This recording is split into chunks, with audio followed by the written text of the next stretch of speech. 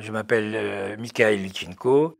Je suis médecin anesthésiste réanimateur en France, à la Polyclinique de Gentilly.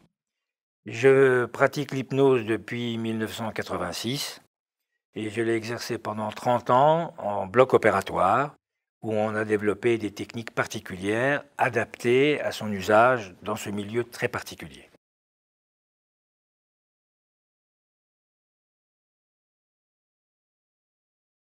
L'hypnose médicale est un sujet complexe sur lequel nous n'avons pas tous le même accord de définition. Ça peut être un état d'hypnose, ça peut être la technique qui permet de parvenir à cet état. C'est quelque chose de médical, c'est donc quelque chose qui permet aux gens de s'améliorer.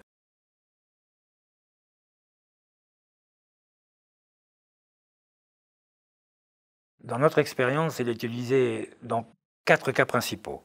Dans l'hypno-analgésie, puisque nous pratiquons de la chirurgie, dans l'hypno-sédation, dans l'auto-hypnose et dans l'hypno-relaxation.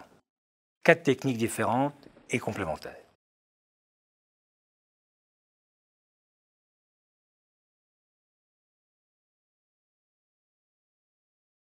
Aux urgences, c'est une bonne indication. C'est une situation particulière où il y a un ressenti des patients qui est dans l'urgence, c'est-à-dire que ce n'est pas forcément corrélé à la gravité de leur situation à eux, mais ils le ressentent comme une urgence, comme quelque chose d'important.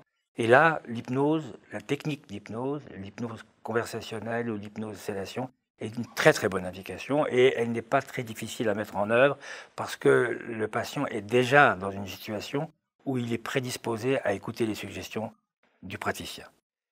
Au bloc opératoire, c'est un petit peu différent. Au bloc opératoire, l'anxiété participe également au conditionnement du patient pour être réceptif à l'hypnose.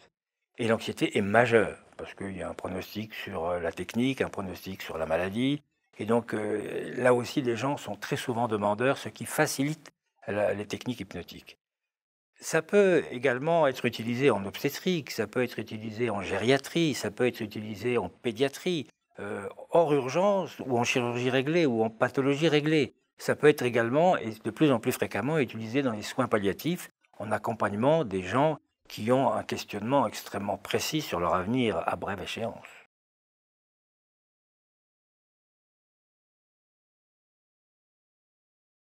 Tout dépend à qui s'adresse la séance, du lieu de la séance et du contexte de la séance.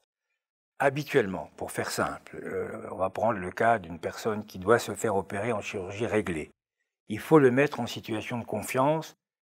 Notre but à nous, c'est de le faire participer. Il faut que cette personne ne se sente plus l'objet de soins, mais se sente un acteur du soin qu'il concerne. Ça veut dire qu'il faut le recaler. Pour ça, l'hypnose va lui permettre de puiser dans ses propres ressources les moyens de vivre autrement l'événement qui l'amène dans le bloc opératoire. C'est-à-dire qu'il vivra différemment son anxiété, il va peut-être même la faire disparaître, il vivra différemment sa douleur post-opératoire, parce que péropératoire, le plus souvent, on s'arrange pour qu'il ne la sente pas techniquement, et il pourra certainement vivre les suites opératoires d'une meilleure façon. Donc la séance, elle va commencer par une induction, c'est-à-dire on commence à positionner le patient en état d'hypnose. Ça peut être une hypnosédation, c'est ce qu'on appelle une hypnose légère, c'est-à-dire que le patient, contrairement à ce que souvent on croit, ne perd pas conscience, il ne perd pas connaissance. Ce n'est pas du tout un sommeil. Au contraire, c'est un éveil particulier et il prend connaissance de ressources qui sont très souvent puisées dans son inconscient. Donc ça, c'est l'induction. Après, on s'arrange pour qu'il soit accessible aux suggestions. Quand l'induction est prononcée, réalisée, à ce moment-là, il est accessible à certaines suggestions qui vont reconditionner le patient. À la suite, il faut sortir de cet état. Il faut donc qu'il se réapproprie son corps. Il faut qu'il revienne enrichi des ressources qu'il a acquises. Voilà en gros comment se passe une séance. C'est simple.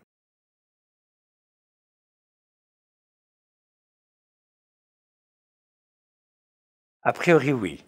C'est-à-dire que si l'indication est bien posée, c'est une technique dont la première contre-indication est le refus du patient. Il faut que le technicien soit préparé, qu'il ait une formation.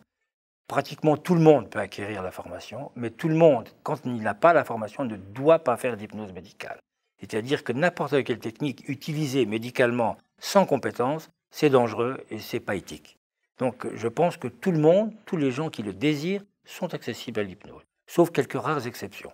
Nous verrons qu'il y a des techniques particulières d'hypnose qui nécessitent une bonne audition, pas de phobie, pas de problème psychiatrique majeur, mais ça peut dépasser le cadre des compétences des gens qui l'exercent. À ce moment-là, il ne faut pas le faire. Mais sinon, chaque patient doit pouvoir être... Comme toute technique, il n'y a pratiquement pas de contre-indication en hypnose. Sauf les phobies, l'épilepsie n'en est pas une. Ce que habituellement on croit en être, la plupart du temps ne l'est pas. Il n'y a pas de dangerosité particulière si elle est exercée par un praticien compétent. Et un patient qui est en accord avec le praticien.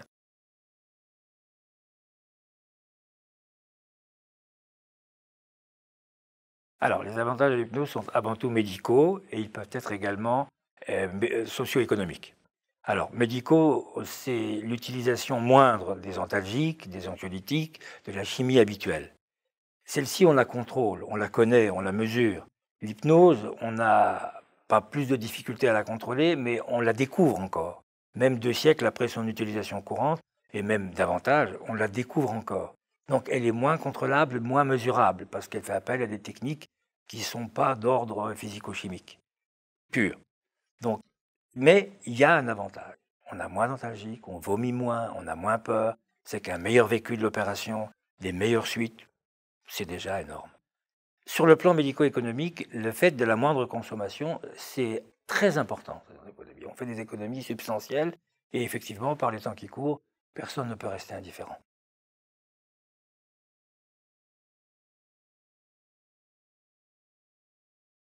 Alors, le risque majeur, c'est l'utilisation par des gens pas compétents, c'est-à-dire l'échec de la technique. Mais ça, c'est peu grave. Il n'y a pas de conséquences sur le patient. Ça ne marche pas, c'est tout. Ça, c'est le risque principal. On a très souvent développé, en dehors de la médecine, l'idée qu'il y avait un ascendant de l'hypnotiseur, qui n'était pas forcément praticien, sur la personne hypnotisée, qui n'était pas forcément un patient. Et donc, il pouvait y avoir des incidences médico-légales, qu'on pouvait faire des choses à des gens qui n'étaient pas en accord avec leurs convictions. Ça, c'est faux. En principe, c'est quasiment impossible. Il y a des exceptions historiquement célèbres, mais elles ne sont pas très crédibles. Je crois que globalement, il n'y a pas de contre-indication, sauf celle de l'incompétence de l'opérateur. À partir de ce moment-là, il n'y a que du bien.